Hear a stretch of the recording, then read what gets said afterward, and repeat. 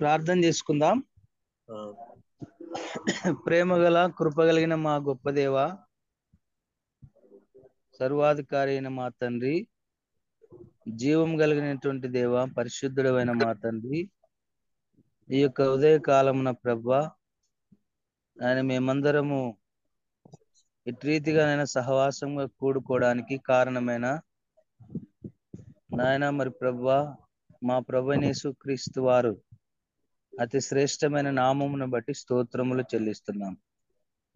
ప్రభు ఆయనందు మేము విశ్వాసం ఉంచుట ద్వారా మాకిచ్చిన రక్షణ భాగ్యమును బట్టి స్తోత్రం చెల్లిస్తున్నాం. ప్రభా మరి ఈ సమయంలో తండ్రి మాకిచ్చిన ప్రాణప్రాప్తికై ఆయుష్కాలమును బట్టి మా జీవితంలో మరి ఒక దినాన్ని మాకు బహుమానంగా ఇచ్చి మరి ఈ దినము ప్రారంభించడానికి ప్రభా మీతో అలాగే పరిశుద్ధులతో సహవాసం నాయన మేము చేయడానికి ఇచ్చిన కృపకై స్తోత్రములు. సమూహముగా చేరి వచ్చినటువంటి దైవజనులను బట్టి సహోదరి సహోదరులను బట్టి నాయన వందనాలు చెల్లిస్తున్నాం. ప్రభా ఇదిగో దేవా, అనారోగ్యంతో ఉన్న ప్రతి ఒక్కరిని మీరు జ్ఞాపకం చేసుకోండి తండ్రి. వారిని ముట్టి స్వస్థపరచండి, బలహీనతల నుండి విడిపించండి తండ్రి. మీకు స్తోత్రాలు. ఆర్థిక సమస్యలు ఉన్న వారిని జ్ఞాపకం చేసుకోండి. జనార్దనన్న కొరకై ప్రార్థన చేస్తున్నాం నాయన. కాలు ఫ్రాక్చర్ అయింది ప్రభా, మీరే ముట్టండి, స్వస్థపరచండి. ఇంకా ఎంతమంది అయితే బలహీనతలతో అనారోగ్యంతో ఉన్నారో వారిని ముట్టి స్వస్థపరచండి. ప్రత్యేకమైన ఈ సమయంలో తండ్రి నాయన మేమందరము మీ నామమును కీర్తిస్తుండగా, మీ దాసుడు పాట పాడుతూ ఉండగా ప్రభా మీరే మహిమ పొందండి. అలాగే ప్రార్థించే వారిని జ్ఞాపకం చేసుకోండి. వాక్యం అందిస్తున్న మీ దాసుని కూడా ప్రభా మీ శిలువ చెంత మరుగుపరచండి. ప్రభా మీ వాక్యమును నాయన విరివిగా నాయన మరి ప్రకటించడానికి ఆత్మపూర్ణిగా చేయండి. ఇదిగో నాయన వాక్య నింపుదల అనుగ్రహించండి. మాకు నాయన మరి జీవం కలిగించే మాటలు మాకు అనుగ్రహించండి. వాక్యం చేత మమ్మల్ని నింపండి. ఇదిగో నాయన నాయన ఈ వాక్యం అయితే మీ దాసుని ద్వారా మీరు నాయన వినిపించనంటున్నారో విని గ్రహించి నాయన వాక్యానుసారంగాను నాయన మరి ప్రభా మేము నడుచుకున్నటకు మీ కృప దయచేయండి. ఇదిగో ఈ ప్రత్యేకమైన సమయంలో తండ్రి జూమ్ మీటింగ్ నడిపిస్తున్నటువంటి నాయన మరి ప్రసాదనను బట్టి స్తోత్రాలు. ఈ జూమ్ యాప్ను ప్రభా మాకందరికి అందించడానికి ప్రభా ఏర్పాటు చేసిన మీ దాసుని బర్నబాసనను బట్టి స్తోత్రములు చెల్లిస్తున్నాం. ఇక్కడ చేరిన వారందరినీ దీవించమని, వాక్యం అందిస్తున్న మీ దాసుని కూడా బలపరిచి మహిమ పొందమని, ఈ కూడికను ప్రభా మీరే అలంకరించి ఆది నుండి అధ్యక్షతగా ఉండి నడిపించి మహిమ పొందమని మా ప్రభువైన యేసుక్రీస్తు వారి శ్రేష్టమైన నామమున ప్రార్థించి స్తోత్రము చెల్లించి అడిగి వేడుకుంటున్నాం మా తండ్రి. ఆమేన్. ఆమేన్. చేసినటువంటి యేసప్పన్న గారికి వందనాలండి. వందనాలన్నా. పాట పాడుకుందాం. గాయకులు బ్రదరు ఆరు మధు గారు బనగాలపల్లి నుండి. నా పాట పాడన్నా వదన్నా. వందనాలు అన్న వందనాలన్నా. అన్న వాయిస్ క్లియర్ కదన్నా? వాయిస్ ఓకే కదన్నా? Okay okay. మీరు వీడియో కూడా ఆన్ చేసుకోండి అన్న. అన్న ఆన్ చేసుకోండి.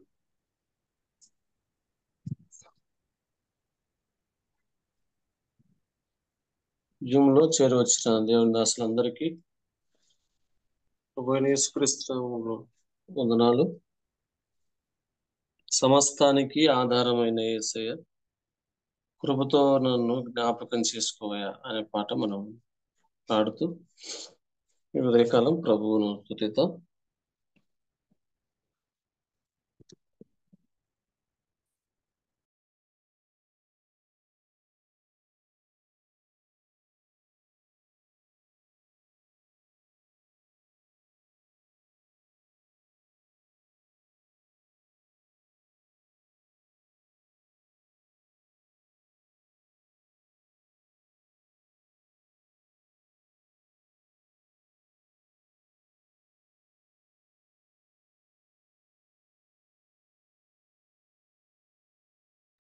మీట్లో ఉన్నారు బ్రదర్.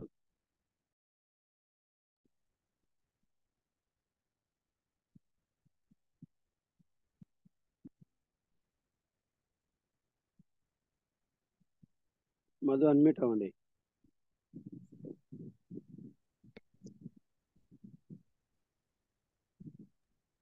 ఆ బ్రదర్ కట్ అయినట్టుందన్నా. అవునవును, సారీనా. ఇది సెల్లో కొంచెం స్క్రీన్ షాట్ తీసుకున్నాను. ఇవి రెండు ఓపెన్ చేసుకోవడానికి కొద్దిగా కనెక్ట్ కావట్లేదన్నా. పర్లేదు, ఇబ్బంది ఉంటే మీరు వీడియో ఆఫ్ చేసుకోండి, పర్లేదు. అన్న జస్ట్ ఒక సెకండ్ అన్నా. సమస్తానికి ఆధారమైన యేసయ్యా, కృపతో నన్ను జ్ఞాపకం చేసుకోవయా. సమస్తానికి ఆధారమైన యేసయ్యా, కృపతో నన్ను జ్ఞాపకం చేసుకోవయా. ఏ దారిలో వెళ్ళాలో తెలియక ఆగిపోయానయ్యా,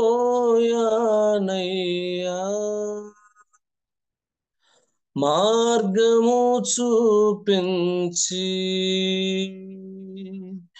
కరుణతో నడిపించు యేసయ్యా.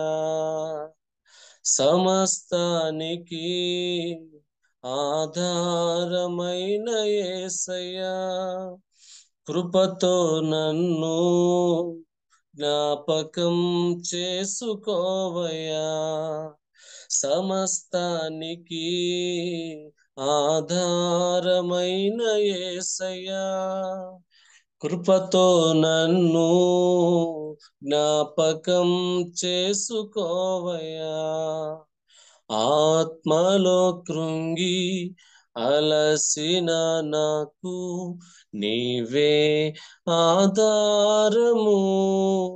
నా వేదనలో ఒంటరి బ్రతుకులో నీవే నా ఆశ్రయము. ఆత్మలో కృంగి అలసిన నాకు నీవే ఆధారము. నా వేదనలో ఒంటరి బ్రతుకులో నీవే నా ఆశ్రయము. మార్గము చూపించి కరుణతో నడిపించు యేసయ్యా. మార్గము చూపించి కరుణతో నడిపించు యేసయ్యా. సమస్తానికి ఆధారమైన యేసయ్యా, కృపతో నన్ను జ్ఞాపకం చేసుకోవయా. గడచిన కాలం నీ మేలులను నేను తలపోయగా, నీ అందే నాకు ఆశలు చిగురించి ఆనందమునిచ్చెను.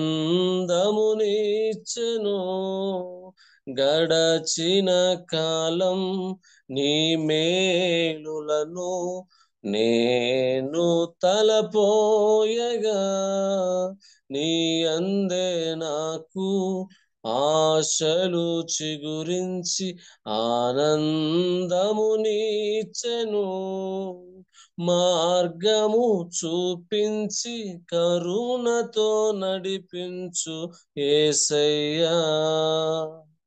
మార్గము చూపించి కరుణతో నడిపించు యేసయ్యా.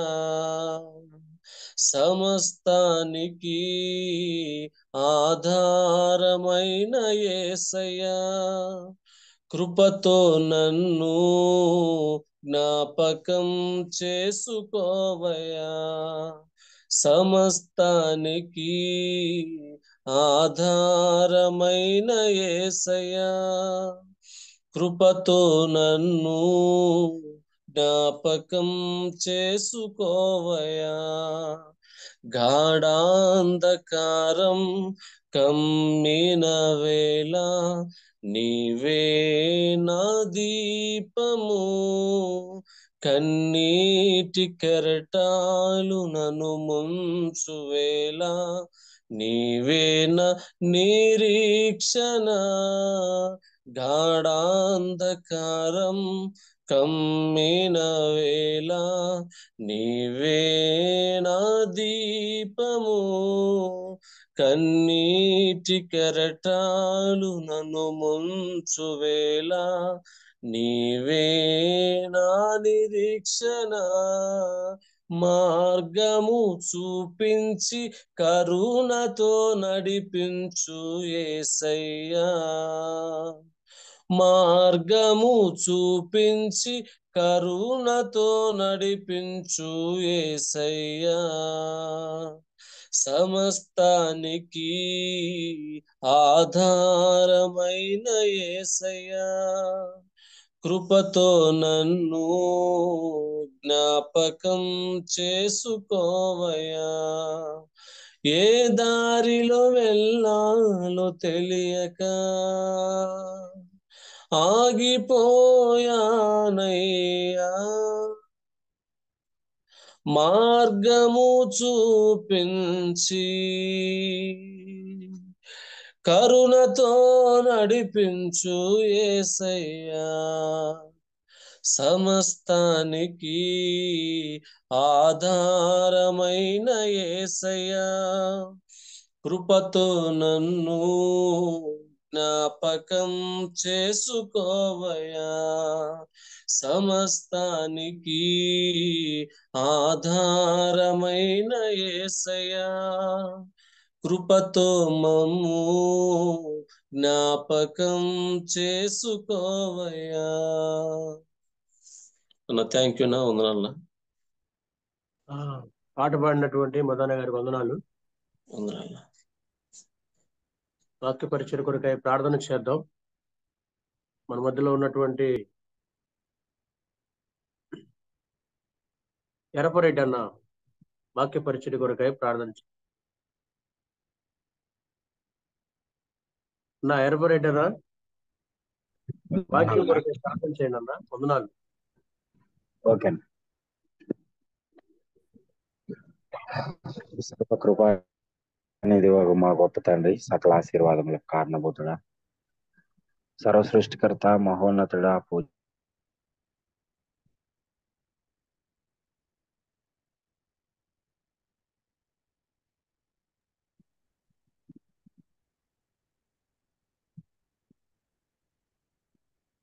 వాయిస్ రావట్లేదు.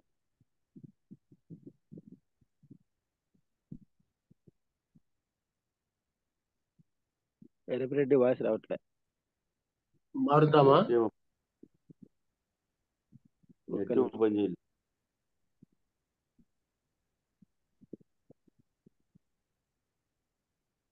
కోట్లో ఉంటాడు.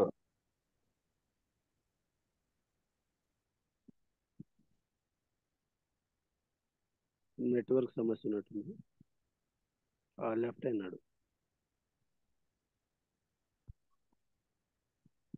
సరే ఇంకో పేరు చెప్పండి.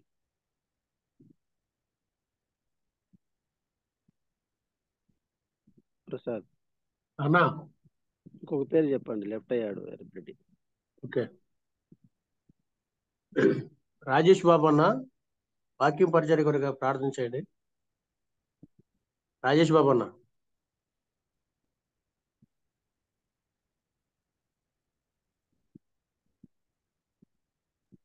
అన్న మరొకరికి ఉండన్న కొద్దిగా ఆరోగ్యం బాగాలేదు.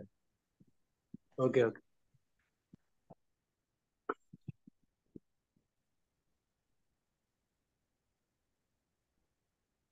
ప్రభుదాస్ అన్న కర్నూలు. దేవుని సేవకులు.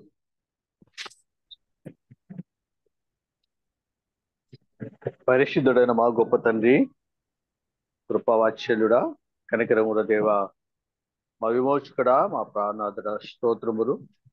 రక్షకుడు యేసుక్రీస్తు నామమున మిమ్మల్ని పూజించి స్తుతించి గణపరిస్తున్నాం నాన్న. రాత్రి నెమ్మదిని విశ్రాంతిని ఆరోగ్యమును అనుగ్రహించారు. నూతన దినములో ప్రవేశించి మేము స్తుతించి పూజించడానికి గణపరచడానికి కృప చూపారు. సమయంలో వాక్య పరీక్ష నిమిత్తం మేము ఎదురు చూస్తుండగా నీ దాసులు తండ్రి మరి మరి చిరంజీవి గారిని మీరు జ్ఞాపకం చేసుకోండి. నీ దాసుని నీ దయాస్తములకు అప్పచెప్తున్నా. మీరు సిద్ధపరిచిన వాక్య లేఖనాలను మాకు అనుగ్రహించండి. విన్నవారము గ్రహించి అలాగ నడుచుకునడానికి నానా మీ కృప చూపండి. దాసుని బలపరచమని ప్రార్థిస్తున్నా, నడిపిస్తున్నా. మరి ప్రసాద్ విషయం అయితే మీ దాసులు తను మరి బందోబస్తు విషయంలో కూడా ప్రార్థిస్తున్నాం. జ్ఞాపకం చేసుకోండి. కృపావాచ్యుడా, ఇంతవరకు మీరు చేసిన మేలను బట్టి, చూపిన కృపను బట్టి స్తోత్రములు. విశేషంగా జీవులు ఎలాంటి డిస్టర్బెన్స్ లేకుండా అది చక్కగా నడిపించండి. ఆజీవంతమైన నడిపించి మిమ్మల్ని మీరు మహిపరుచుకోమని, మీరు మాతో మాట్లాడమని మా రక్షకుడు యేసుక్రీస్తు నామమున స్తోత్రం చెల్లించి ప్రార్థించి అడిగి వేడుకుంటున్నాం మా పరమ తండ్రి. ఆమేన్. ప్రార్థన చేసినటువంటి ప్రభుదాస్ అనే వందనాలు. వాక్య పరిచయలో ఉంటుండగా వాక్యోపదేశకులు దేవుని సేవకులు బ్రదర్ ఎస్ చిరంజీవి గారు, కాకినాడ, ఆంధ్రప్రదేశ్. నా చిరంజీవి అన్న వందనాలు. వాక్యం అందిస్తారు, శ్రద్ధగా వినాలని ప్రేమతో మనవి. నా చిరంజీవి అన్న వందనాలు. బ్రదర్ వందనాలండి. వాక్యం అందించండి అన్న.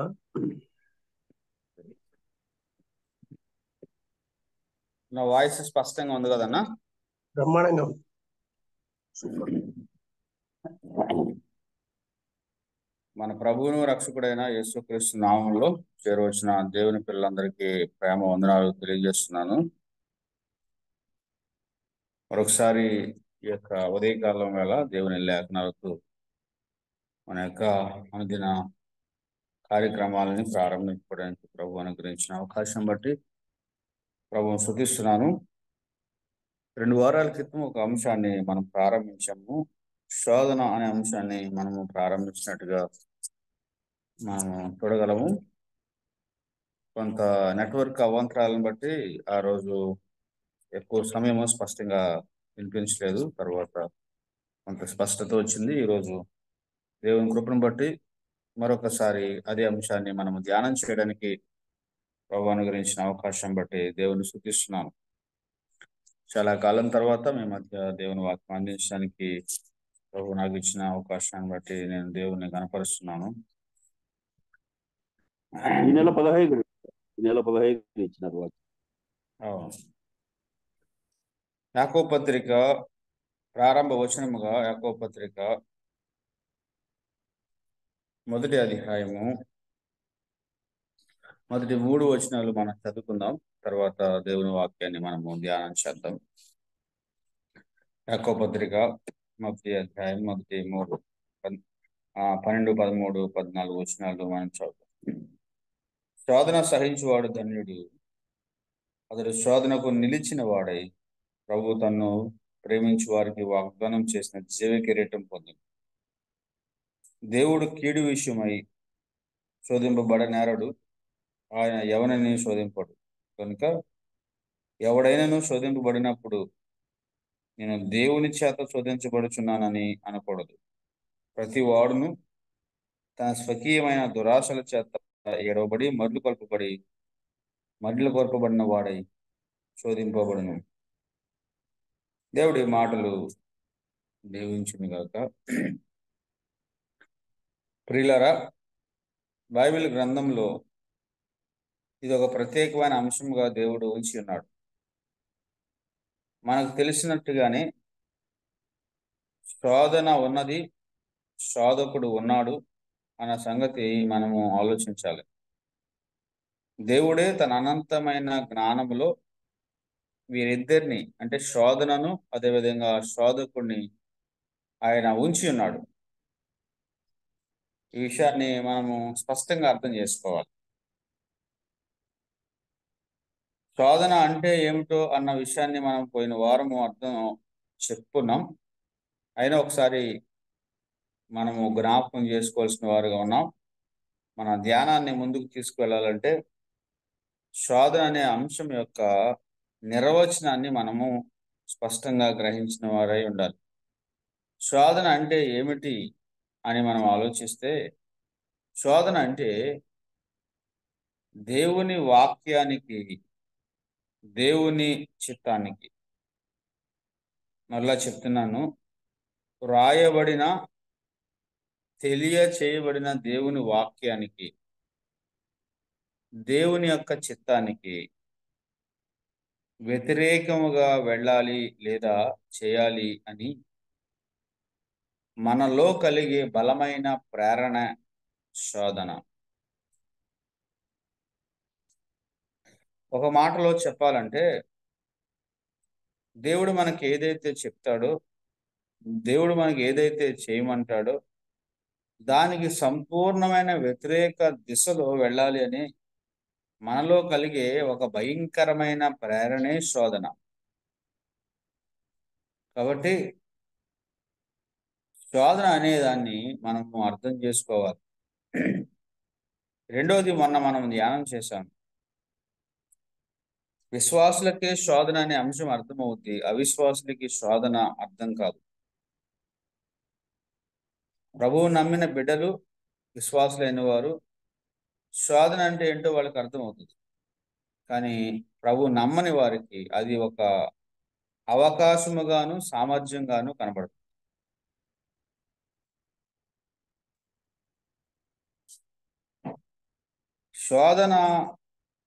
శోధించబడేవాడు, నేను శోధించబడుతున్నాను అన్న సంగతి కేవలము దేవుని పిల్లలకు మాత్రమే అర్థమయ్యే ఒక అంశం. మిగతా వారికి అర్థం కాదు. వాళ్ళు శోధనను అవకాశంగాను సామర్థ్యంగాను తీసుకుంటారు.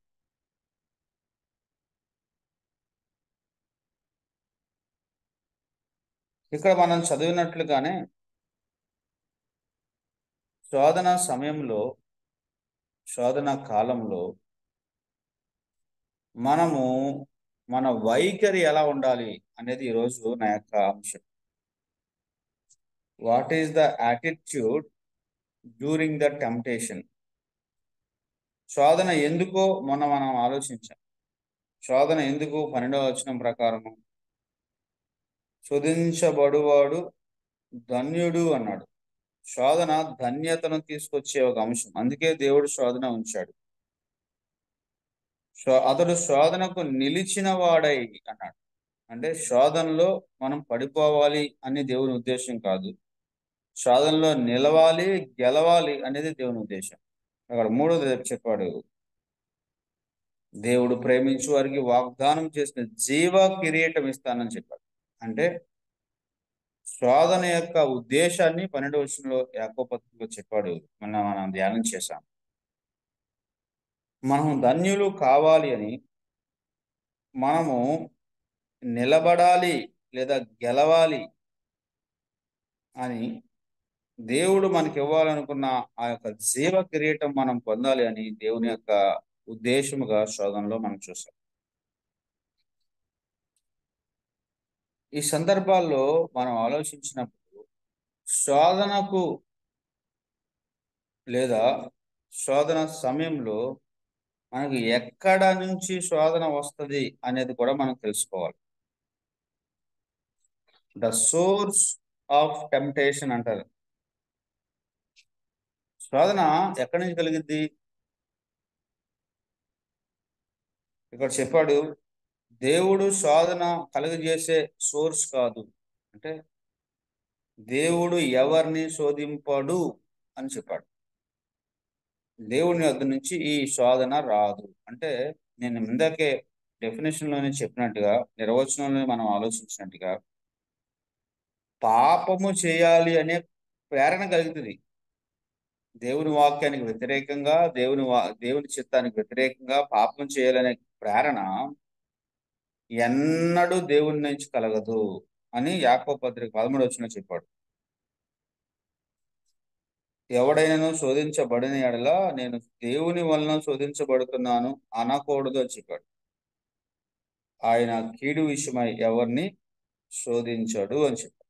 పాపం చేయమని కానీ, పాపంలో పడమని కానీ, అబద్ధం ఆడమని కానీ, దొంగతనం చేయమని కానీ, వ్యభిచార సంబంధమైన కార్యాల్లో ప్రవేశించాలని కానీ, ఇలాంటి ప్రేరణ ఏదైనా పాపానికి మనలను లాగే ఏ ప్రేరణ కూడా దేవుని వద్ద నుండి రాదు అని దైవ గ్రంథం చాలా స్పష్టంగా చెప్పింది. మరి ఎక్కడి నుంచి వస్తుంది పాపానికి ఈ యొక్క శోధనకు కేంద్రం ఏమిటి అంటే 3 ముఖ్యమైనవి మనం చూడాలి.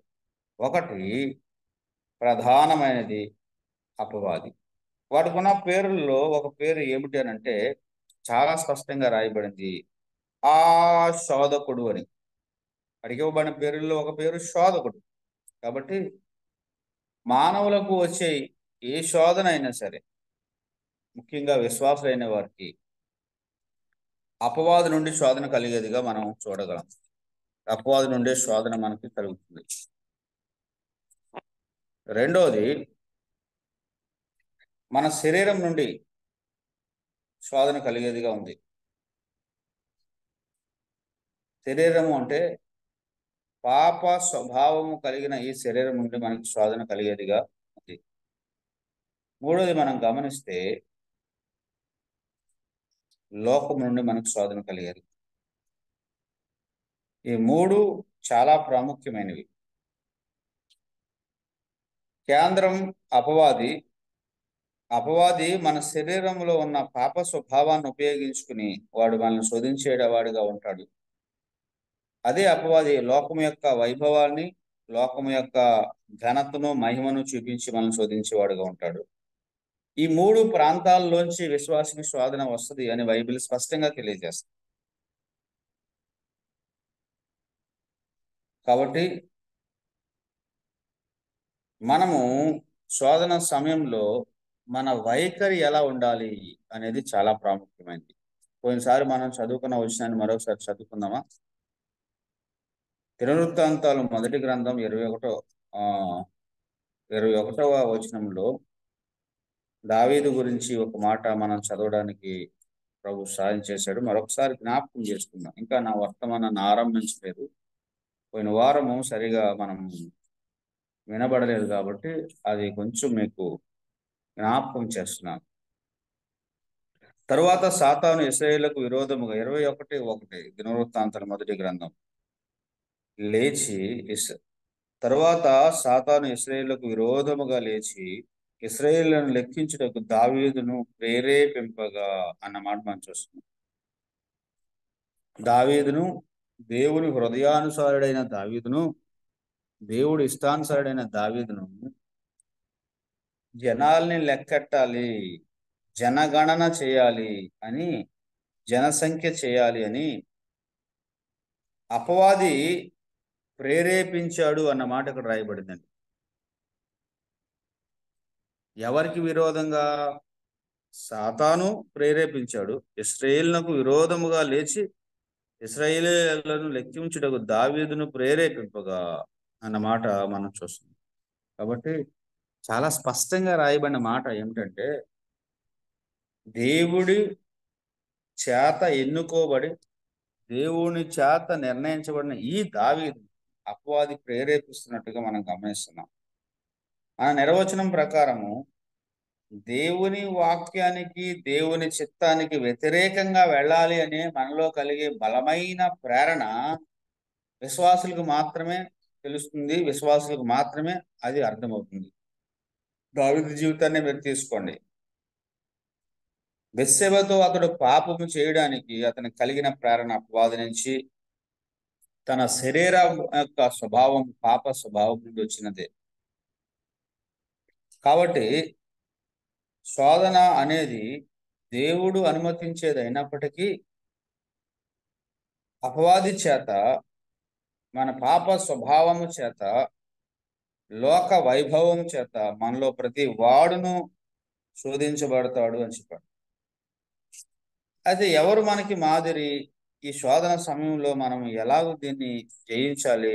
మన వైఖరి ఏమిటి అంటే, ప్రభువైన యేసుక్రీస్తు వారిని మనం మాదిరిగా తీసుకోవాలి. ఈరోజు కొన్ని ప్రాముఖ్యమైన వచనాలు ప్రభువైన యేసుక్రీస్తు వారు శోధించబడి గెలిచిన దాన్ని మీ దృష్టికి నేను తీసుకురావాలని ఆశపడుతున్నాను. హెబ్రీ పత్రిక 2వ అధ్యాయం 18వ వచనం ప్రకారం, హెబ్రీ పత్రిక 2వ అధ్యాయం 18వ వచనం ప్రకారం, తాను శోధింపబడి శ్రమ పొందెను గనుక శోధింపబడు వారికి సహాయము చేయగలవాడై ఉన్నాడు. ఇది ఎంత మంచి మాట మీరు చూడండి. యేసు ప్రభు గురించి శోధన సమయంలో మనం తీసుకోవలసిన చాలా ప్రాముఖ్యమైన మాట, ఆయన శోధించబడి శ్రమ పొందెను గనుక శోధింపబడు వారికి సహాయం చేయగలవాడై ఉన్నాడు. మనకు శోధన కాలంలో, శోధన సమయంలో మనకు సహాయకుడు ఎవరు, మనం ఉద్ధరించువాడు ఎవడు, మనల్ని లేవనెత్తువారు ఎవరు, మనల్ని ఆదుకునేవారు ఎవరు, మనల్ని ఆదరించేవారు ఎవరు అని అంటే ఎవ్వరు కాదండి, యేసు ప్రభు. అక్కడ రాయబడిన మాట ప్రకారం తానును శోధింపబడి శ్రమ పొందెను గనుక శోధింపబడు వారికి సహాయం చేయగలవాడై ఉన్నాడు అని చెప్పాడు. ఆయన ఆ మార్గంలో ముందుగానే వెళ్ళాడు. ఆ మార్గం యొక్క అనుభవం ఎరిగిన వాడుగా ఉన్నాడు. ఆ మార్గంలో వెళ్ళినప్పటికీ ఆయన శోధించబడి పాపము చేయలేని వాడుగా ఉన్నాడు, పాపమును జయించిన వాడుగా ఉన్నాడు. కాబట్టి ఆయన మనకు సహాయం చేయగలవాడై ఉన్నాడు. ఆయన మనకు సహాయం చేయగలవాడై ఉన్నాడు కాబట్టి ఆయన యొద్దకు మనం వెళ్ళి ఆ సహాయాన్ని పొందే అవకాశం ఉంది. చూడండి, 15వ వచనం కూడా చెప్పాడు. 4వ అధ్యాయం 15వ వచనం చూడండి. మన ప్రధాన యాజకుడు మన బలహీనతల యందు మనతో సహానుభావం లేనివాడు కాడు, కానీ సమస్త విషయములలో మన వలనే శోధింపబడినను అన్నాడు. చాలా చాలా ప్రాముఖ్యమైన అంశం అండి ఇది. ఇంపెకబిలిటీ ఆఫ్ జీసస్ క్రైస్ట్ అనే దాన్ని ఇక్కడ చాలా మంది ఈ వచనాన్ని బట్టి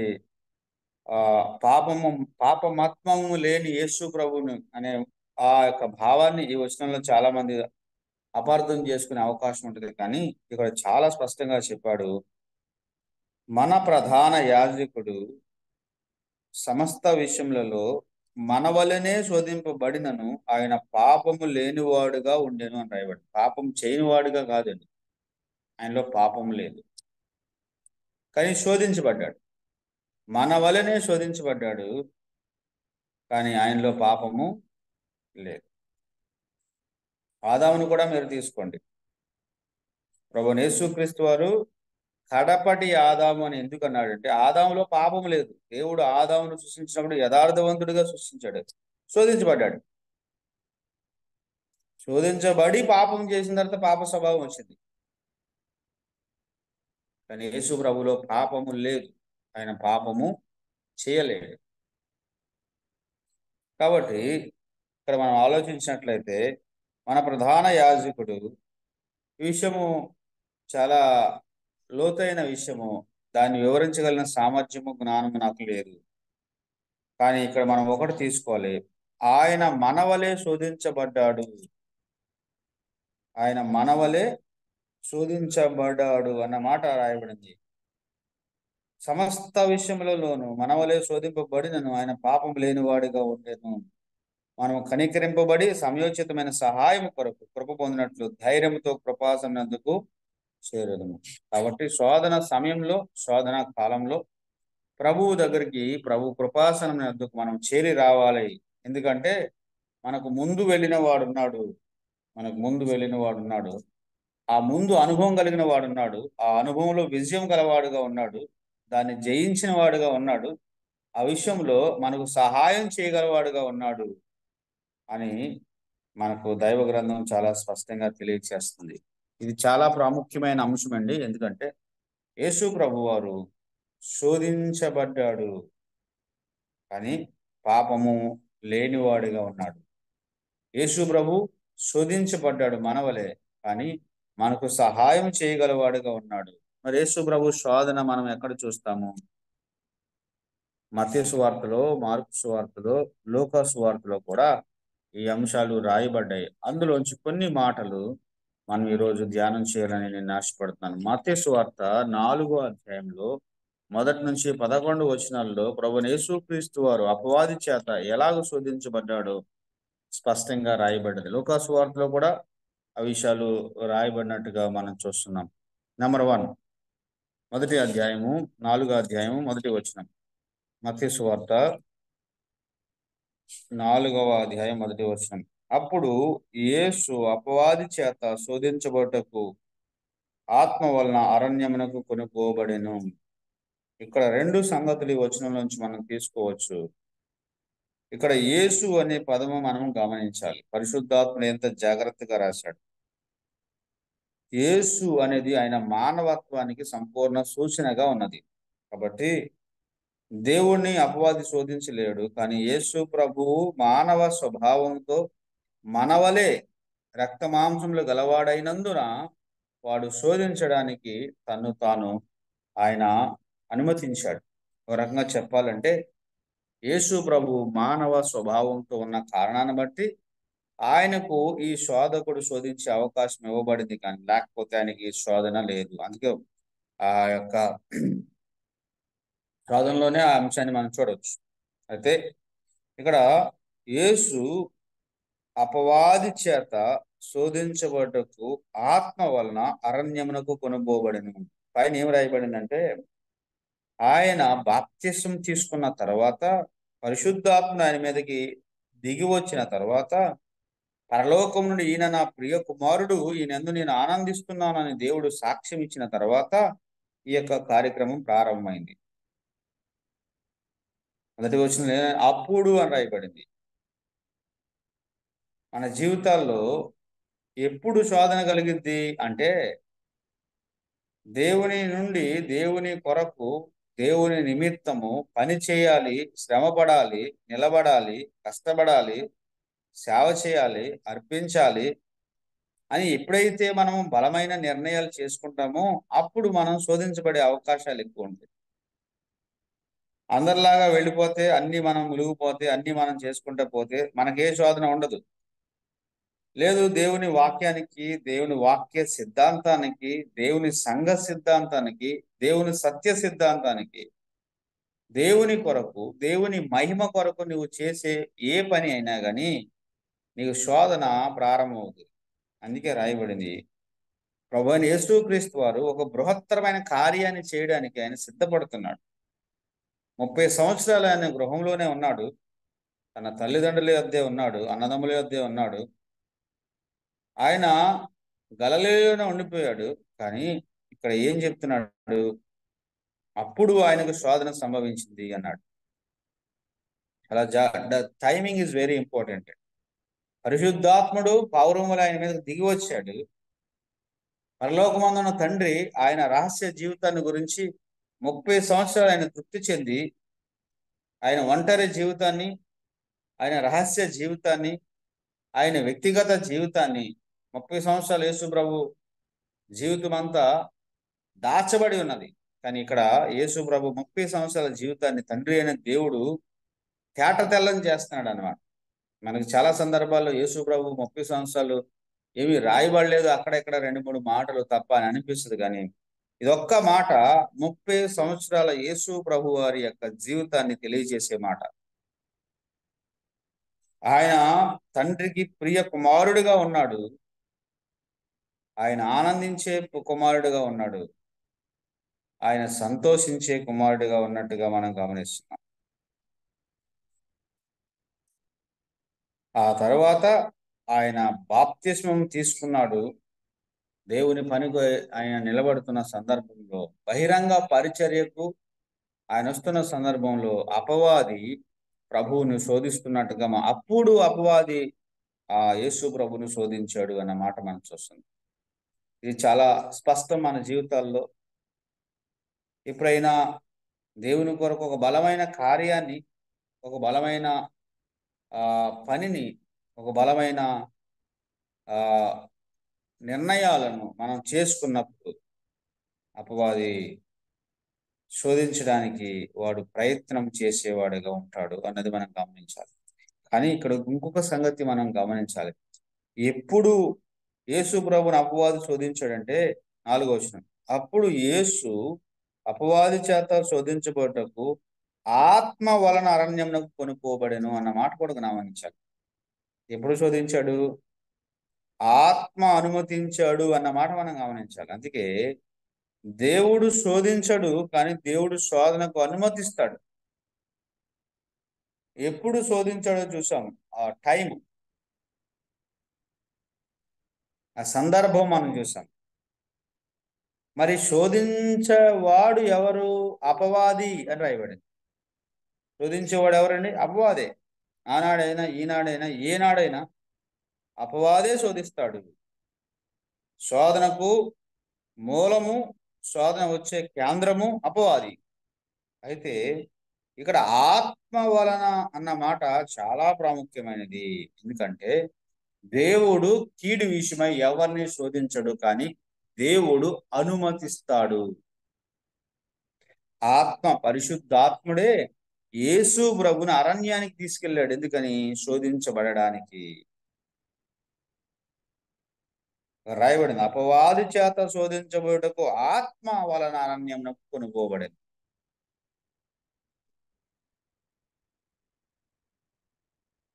యోబు శోధించబడిన సందర్భం మనం చదువుతాం.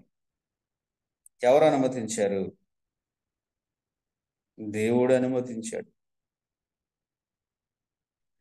అపవాది దేవునితో, ఊరికనే నీ సేవకుడైన యోబు నీ యందు భయభక్తులు గలవాడు ఆయన, నువ్వు అతనికిని అతని ఇంటికిని అతని కలిగిన సమస్తమునకు కంచి వేసిదివి కదా అని చెప్పాడు. సరే, మొదటి కంచె నేను నీ యొక్క ఆధీనంలోనికి తీసుకొచ్చాను, నీ వెళ్ళు అన్న. మొదటి కంచె తొలగిపోయింది, ఆ కంచెలో ఉన్న ఆస్తి అంతా పోయింది. తర్వాత మరలా అదే మాట చెప్పాడు. అయితే రెండవ కంచె తీస్తున్నాను అని చెప్పాడు. కుటుంబంలో ఉన్నవారు చనిపోయారు. మరలా అదే చెప్పాడు. ఊరికినే ఉన్నాడా, ఆరోగ్యం ఉంది కదా అంటే, అయితే అతని ఆరోగ్యాన్ని నీ ఎద్దకు ఇస్తున్నానంటే యోబు చుట్టూ ఉన్న కంచెను కూడా తీసుకు. దేవుడు విశ్వాసులకు ఆయన భద్రత కల్పిస్తాడు. ఆయన అనుమతి మేరకే అపవాది శోధిస్తాడు. ఇది గుర్తుపెట్టుకోవాలి. అపవాది శోధకుడైన మాట వాస్తవమే, కానీ అపవాది మనల్ని శోధించాలి అని అంటే అది దేవుని అనుమతి అవసరం. దేవుని అనుమతి లేకుండా అపవాది ఎవరిని శోధించలేడు అని బైబిల్ చెప్తుంది.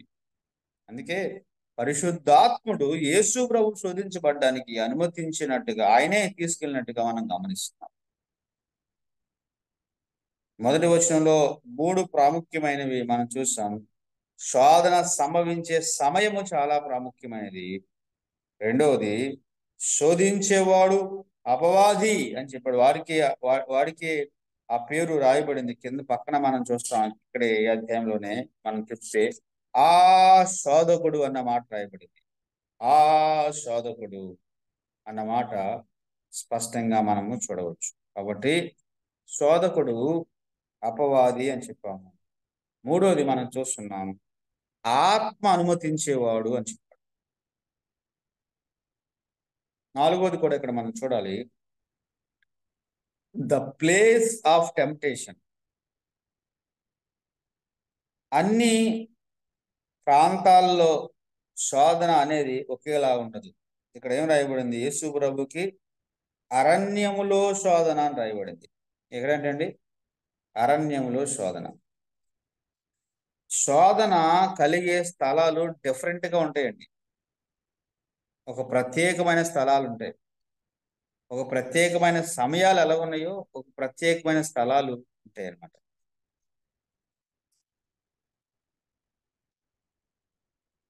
దావీదుకు మిద్దె అనేది శోధన స్థలం. దావీదుకు వసంతకాలం అనేది శోధన సమయం. స్థలము, సమయము చాలా చాలా జాగ్రత్తగా మనం గమనించాలి. యేసు ప్రభువుకి శోధన అరణ్యములో కలిగింది. ఇప్పుడు మనము దేవుని వాక్యం వింటున్నాం, లేదంటే దేవుని మందిరములో మనం దేవుని వాక్యం వింటున్నాం, ఆరాధనకు మనం కూడి వచ్చాం. అక్కడ మనకుండే శోధన చాలా తక్కువ ఉంటుంది. అక్కడ కూడా శోధించబడే ప్రబుద్ధులు ఉంటారు, కానీ ఒంటరిగా ఉన్నప్పుడు, లేకపోతే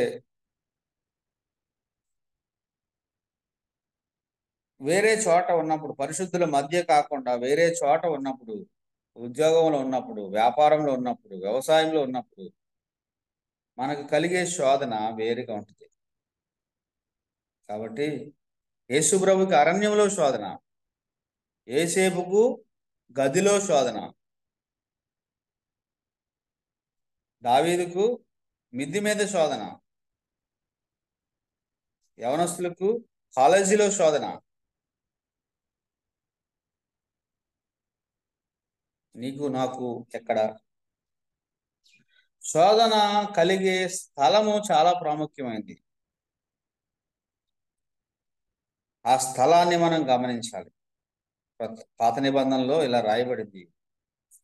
ఆ యొక్క 5వ అధ్యాయంలో లేకపోతే సామెతల గ్రంథంలో ఏమని రాయబడింది?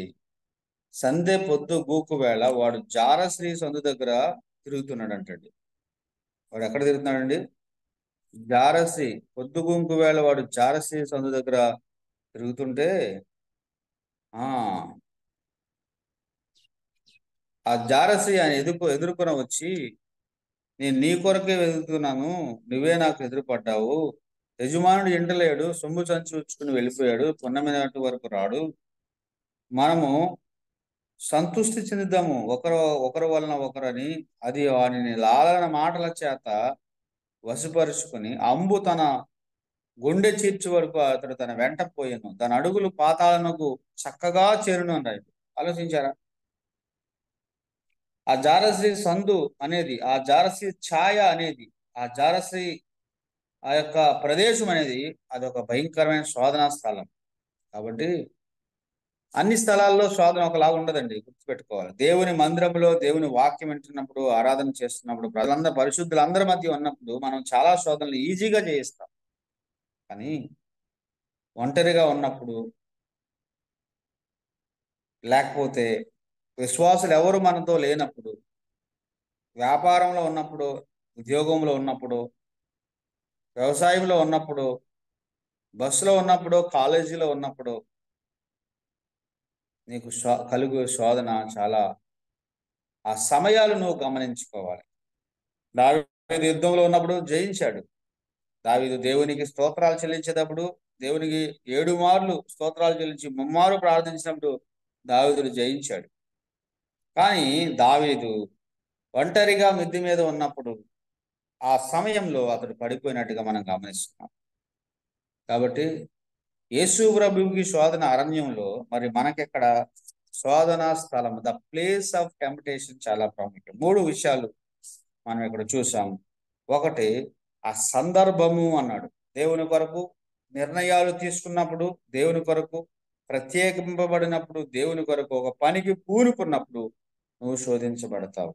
మీరు నెహెమ్యా గ్రంథాన్ని చూడవండి, అక్కడంతా అదే కనపడుతుంది. సన్బల్లట్టు టోబియా అనేవారు ఇశ్రాయేలీలకు మేలు చేయవాడు ఒకడు వచ్చాడని, ఆ గోడలు నిర్మించడానికి ఒకడు వచ్చాడని వారు బహుగా దుఃఖపడిరి అని రాయబడింది. ఆ చెత్త, ఆ కాల్చబడినవి, ఆ కోల్చబడినవి అలా ఉన్నంత కాలము ఆ టోబియా, సన్బల్లట్టు అనేవారు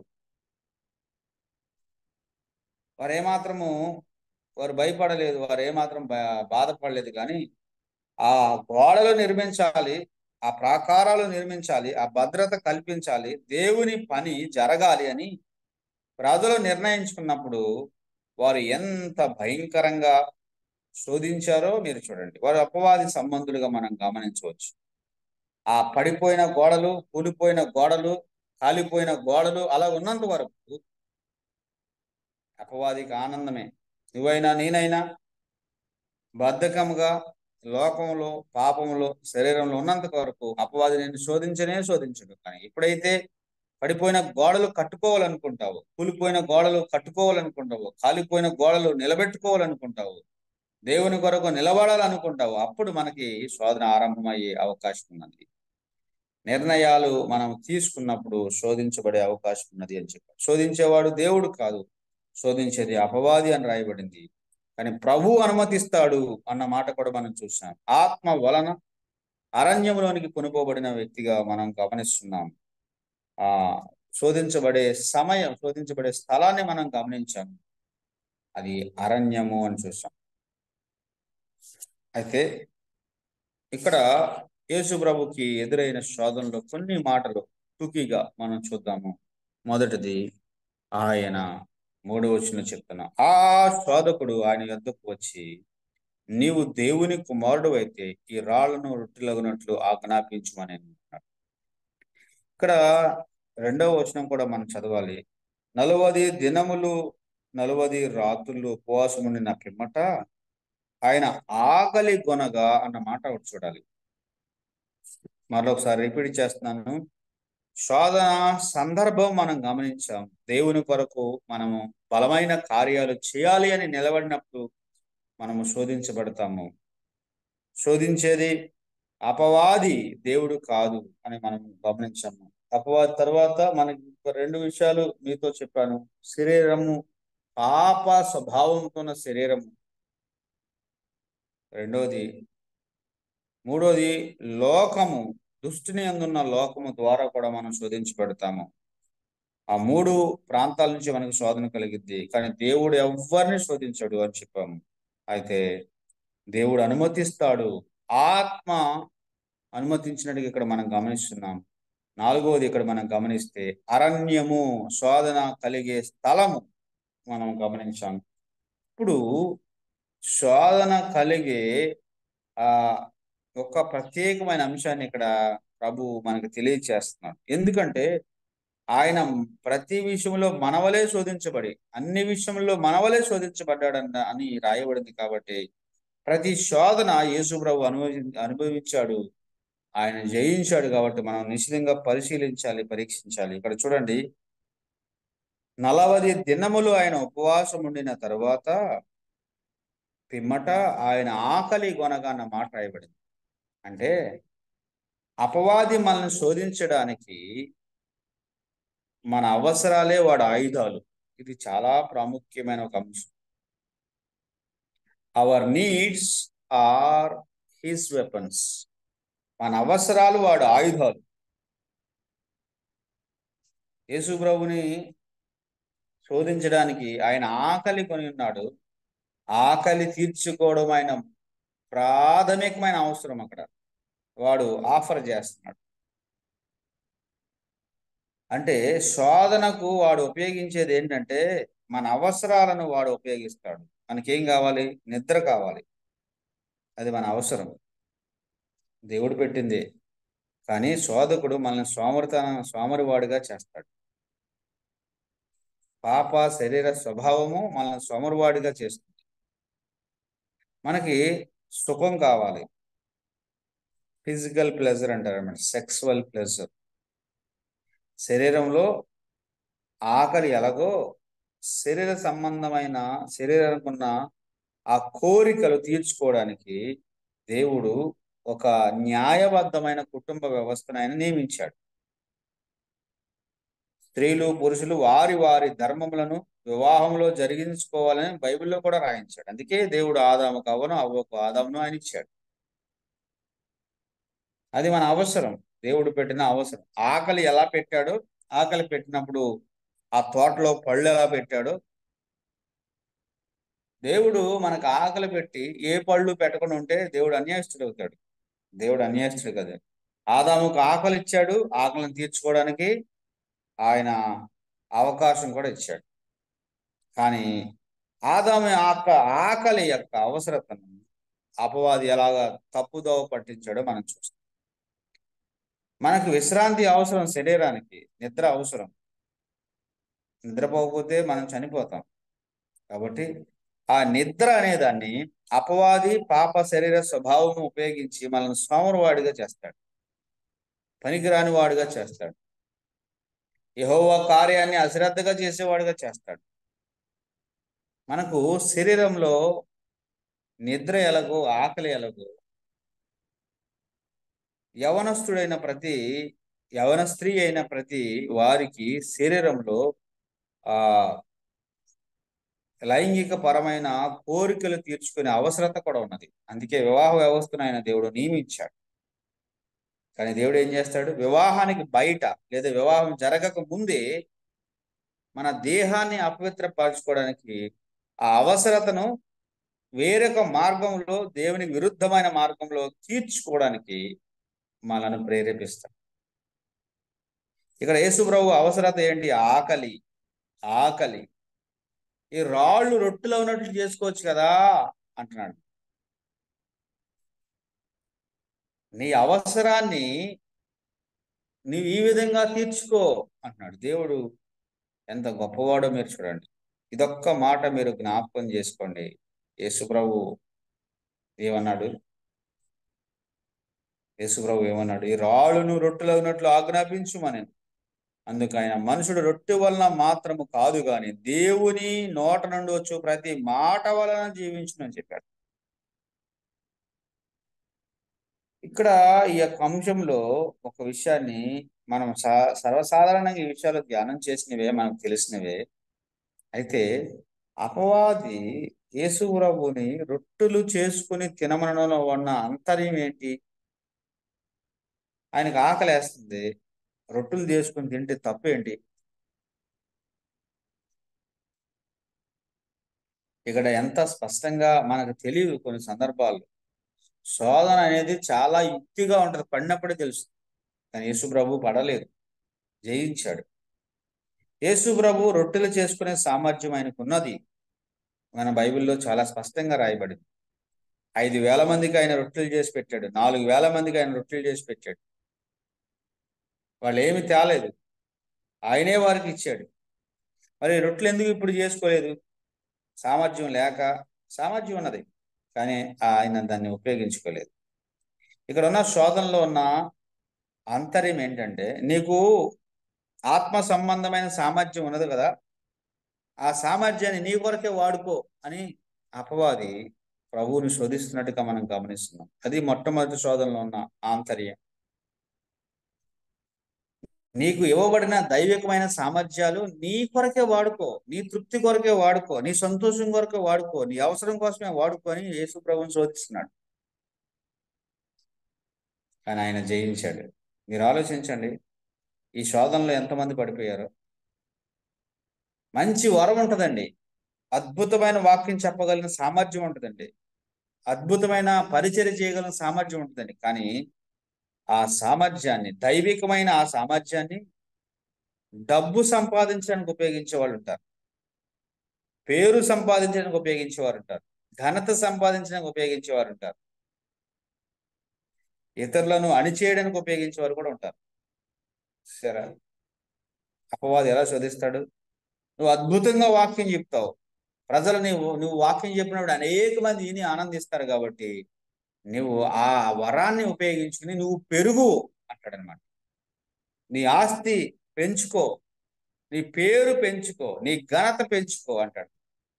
అంటే దైవికమైన సామర్థ్యం దేవుడు మనకి ఎందుకు ఇస్తాడు? ఇతరుల ప్రయోజనం కొరకు ఇస్తాడు. యేసు ప్రభు రొట్టెలు తయారు చేయగలిగిన సామర్థ్యం లేక కాదు, ఆయన ఎన్నోసార్లు రొట్టెలు తయారు చేశాడు, ఎన్నో వేల మందికి పెట్టాడు. కానీ ఇక్కడ ఆయన తయారు చేసుకోలేదు. అంటే నీకు ఇవ్వబడిన వరము నీ కొరకే నువ్వు వాడుకోవాలి అనేది ఒక శోధన. నీకు ఇవ్వబడిన ధనము నీ కొరకే వాడుకోవాలి అనేది ఒక శోధన.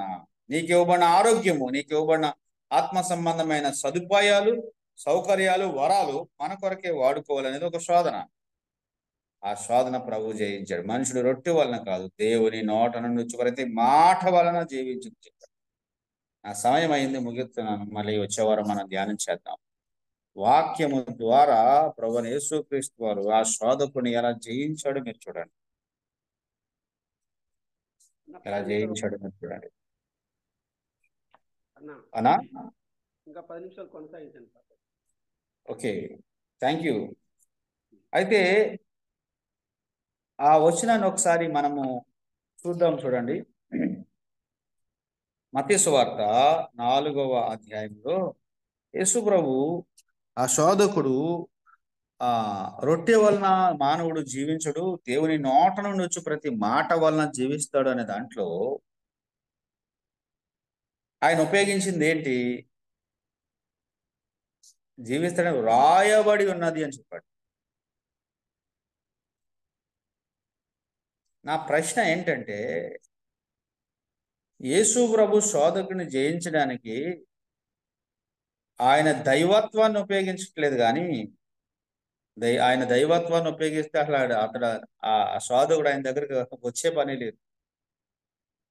ఆయన సంపూర్ణ మానవుడిగా ఉన్నాడు అని అక్కడ స్పష్టంగా మనం చూస్తాం. యేసు అనే మాట ఎందుకు రాశాడంటే ఆయన మనవలే శోధించబడ్డానికి ఆయన అవకాశం ఇవ్వబడింది.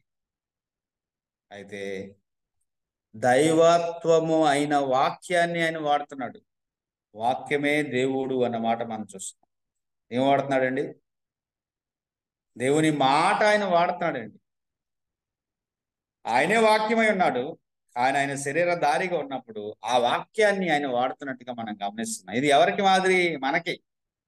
అన్ని విషయములలో మనవలే శోధించబడిన ఆయన ఎలా జయించాడు అని మనం ఆలోచిస్తే ఎలా జయించాడండి? రాయబడిన వాక్యము ఆయనకి ఆయుధమైంది. ఇక్కడ మీరు గమనించండి, ఆయన అవసరము వాడికి ఆయుధం అయితే రాయబడిన వాక్యము మనకు ఆయుధం. మన ఆకలి మనం తీర్చుకోవాలి, దేవుడు పెట్టిన అవసరం అది. కానీ మనం దొంగతనం చేయకూడదు కదా. మనము విశ్రాంతి తీసుకోవాలి, అలాగని 24 గంటలు సోమరితనం అనుభవించకూడదు కదా. అలాగే శరీరంలో ఉన్న ఆ యొక్క సెక్సువల్ డిజైర్స్, లైంగిక పరమైన ఆ కోరికలు మనం తీర్చుకోవాలి. భార్య భర్తలుగా, భర్త భార్యతో వారు వారి ధర్మములు జరిగించాలి, వివాహానికి బయట కాదు కదా. అలాగే ఇక్కడ మన అవసరాలను వాడు వినియోగించి మనల్ని శోధిస్తున్నప్పుడు, మన అవసరాలను వాడు ఆయుధాలుగా మలుచుకున్నప్పుడు మన ఆయుధం ఏంటి? దేవుని వాక్యం. ఈ 3 సందర్భాల్లో కూడా ప్రభువైన యేసుక్రీస్తు వారు రాయబడి ఉన్నది అని చెప్పాడు. రాయబడి ఉన్నది. ఈ మాట చాలా ప్రాముఖ్యమైనదండి. ఏంటంటే మనుషుడు రొట్టె వలన మాత్రము కాదు కానీ దేవుని నోట నుండి వచ్చి ప్రతి మాట వలన జీవించుననేది అది సామాన్యమైన వాక్యం కాదండి. The word of God has the potentiality to bring life. మనలో నుంచి జీవాన్ని పుట్టించేది జీవవాక్యమే. ఎవరు చేయిస్తారు దేవుని ఈ శోధనని? ఎవరు చేయిస్తారు? మనము యోహాను సువార్తలో మనం చూస్తాం, చిన్న బిడ్డలారా అన్నాడు, యవనస్తులారా దేవుని వాక్యం మీలో నిలిచి ఉన్నది కాబట్టి మీరు దుష్టుని జయించారు అని చెప్పాడు. యేసుప్రభు ఏ వయసులో ఉన్నాడండి? అక్కడ ఈజ్ ఫుల్ యంగ్. దుష్టిని జయించడానికి మనకు కావాల్సింది ఏంటి? మన చదువు కాదు, మన యొక్క ధనం కాదు, మన అందం కాదు, మన చమత్కారం కాదు, లేకపోతే మనకున్నవేవి ఆడికి అసలు భయపడ్డు. నీకున్నవేవి అపవాదిని భయపెట్టలేవండి. ఆస్తి అయినా, ఐశ్వర్యమైనా, ఘనతైనా, పేరైనా, చదువైనా, అందమైనా ఇవేవి అపవాదిని భయపెట్టలేదు. కానీ అపవాదిని భయపెట్టగలిగినది, అపవాదిని జయించగలిగింది ఏంటండి? దేవుని వాక్యం. దేవుని వాక్యం. కాబట్టి ప్రియులారా, దేవుని వాక్యము ద్వారా అపవాది జయించబడ్డాడు అన్నమాట మనం గమనిస్తుంది. యేసు ప్రభు ఇవన్నీ ఎందుకు చేశాడు అంటే మనకు మాదిరి ఉంచడానికని మాత్రం గుర్తుపెట్టుకోవాలి. ఆయనలో పాపం లేదు, ఆయన పాపము చేయలేదు. ఆయనలో పాపం లేదు, ఆయన పాపం చేయలేదు, ఆయన పాపం ఎరగడని ముగ్గురు చెప్పారు కదా. కాబట్టి ఇక్కడ మనం ఆలోచించేది ఏంటంటే మన అవసరాలు వాడికి ఆయుధాలే కానీ ఆ ఆయుధాలను మనము వాడు ఉపయోగిస్తున్నప్పుడు మన ఆయుధం ఏంటంటే దేవుని. మనం ఇక్కడ ఆగుదాము. నాకు కూడా సమయం అయింది, ఎందుకంటే నేను బయలుదేరి మినిస్ట్రీకి వెళ్ళాలి. 6కే బయలుదేరాలి. ఆల్రెడీ 6 నిమిషాలు అయింది. వచ్చే వారం ప్రభు చిత్తం అయితే కొంత భాగాన్ని మనం ముందుకి కొనసాగుదాం, తీసుకుని వెళదాం. దేవుడి మాటలు మన కొరకు దీవించిన కానీ చిన్ని ప్రార్థన చేస్తాను. ఒకసారి తల ఉంచుతాం. ప్రియులారా, ఒకసారి ఆలోచించండి. నువ్వు ఎలాంటి శోధనలో వెళుతున్నావో నాకు తెలియదు, కానీ శోధించేవాడు దేవుడు కాడు, అపవాది మాత్రమే. ఎందుకు దేవుడు శోధనను అనుమతించాడు అని అంటే మనం గెలవాలని, ధన్యులు కావాలని, జీవకిరీటం పొందాలని, అంతేగాని పడిపోవాలని కాదు, చెడిపోవాలని కాదు, ధన్యత పోగొట్టుకోవాలని కాదు, జీవ కిరీటం పోగొట్టుకోవాలని కాదు. ఎగ్జామ్స్ ఎందుకు? విద్యార్థులకు పరీక్షలు ఎందుకు? ఫెయిల్ అవ్వాలని కాదు, వాళ్ళు పాస్ అవ్వాలని, వారు ఉత్తీర్ణత సాధించాలని, ఉన్నతమైన స్థాయికి వెళ్ళాలని స్కూల్స్లో వారికి ఎగ్జామ్స్ ఇవ్వబడతాయి. అలాగే విశ్వాస జీవితంలో నిలబడి, విశ్వాస జీవితంలో ధన్యులై, ప్రభు ప్రేమించే వారి జాబితాలో చేర్చబడి ఆయన ఇచ్చే జీవకిరీటం నీవు నేను పొందాలని ఈ శోధన అనుమతించబడింది. కాబట్టి అయితే మనకు మాదిరి ఎవరు అంటే ప్రభువైన యేసుక్రీస్తు వారు. శోధన అపవాది చేత ఆయనకు కలిగింది, అరణ్యంలో ఆయనకు కలిగింది, ఆత్మ అనుమతి మేరకే ఆయనకు కలిగింది. ఎప్పుడు అంటే ఆయన దేవుని కొరకు ఒక ఉన్నతమైన కార్యం చేయడానికి అభిముఖుడై వెళ్ళిపోతున్నప్పుడు కలిగింది. అయితే ఆయన అవసరాలను వాడుకున్నాడు. ఆయన వాక్యమైన ఆయుధాన్ని ఆయన వాడుకున్నాడు. నేను దీంట్లో గొప్ప పాఠము నేర్చుకోవాలి. నాకు ఇవ్వబడిన ఆత్మ సంబంధమైన సామర్థ్యాలు నా స్వప్రయోజనం కొరకు నేను వాడుకుంటే నేను ఓడిపోతాను. ఆయన ఆకలి తీర్చుకోవచ్చు రొట్టెలు తయారు చేసుకుని, కానీ ఇతరుల ఆకలి తీర్చడానికి ఆయన రొట్టెలు తయారు చేశాడు. దేవుడిచ్చిన ప్రతి ఆత్మ సంబంధమైన వరము ఇతరుల క్షేమము కొరకు, మేలు కొరకు, దేవుని కొరకు నీవు నేను వాడవలసిన వారుగా ఉండగా ఈ విషయాలు ఒకసారి ఆలోచిద్దాం. పరిశుద్ధుడా, ప్రేమ కలిగిన ప్రభువా, మీకు వందనాలు. మహిమ ఘనత ప్రభావాలు మీరే పొందండి, సహాయం చేయండి. యేసు ప్రభు నామంలో అడిగి వేడుకుంటున్నాం తండ్రి, ఆమేన్. నా వందనాలు. Thank you very much. చక్కగా శోధన గురించి శ్రేష్టమైన వర్తమానం అందించిన చిరంజీవి గారికి వందనాలు. వందనాలు బ్రదర్. వందనాలు.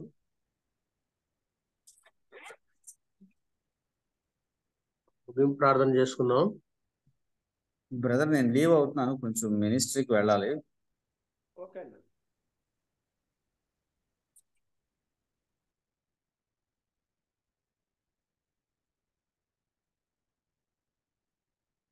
మన మధ్యలో ఉన్నటువంటి పేతురన్న ముగింపు ప్రార్థన చేస్తారు. ప్రేమగల తండ్రి, దయగల ప్రభువా, మీకు వందనాలు, స్తోత్రాలు చెల్లిస్తుంటున్నాం. ఉదయకాలం మీ దాసు నిలబెట్టుకొని మీరు అందించిన లేఖన భాగాలను బట్టి స్తుతిస్తుంటున్నాం. శోధన సహించు నరుడు ధన్యుడు అని, శోధన సహించిన వారికి జీవ కిరీటం ఉందని మీ లేఖనాల నుంచి మీ దాసుని ద్వారా మాకు వినిపించారు. ప్రతి మనుషుడికి శోధన ఖచ్చితంగా వస్తుందన్న భాగాలు లేఖనాల ద్వారా తెలియజేశారు.